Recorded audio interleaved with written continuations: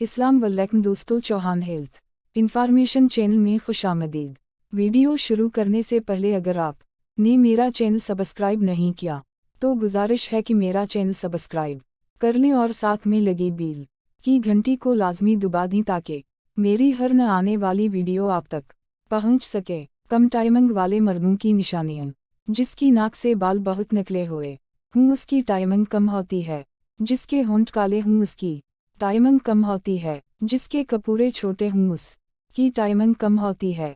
जिसके कपूरों पर बाल ना आए हूँ उसकी टाइमिंग कम होती है। जिस मर्द के मुंह से बदबू आए उसकी टाइमिंग कम होती है। जिस मर्द के सीने पर बाल ना हूँ उसकी टाइमिंग कम होती है।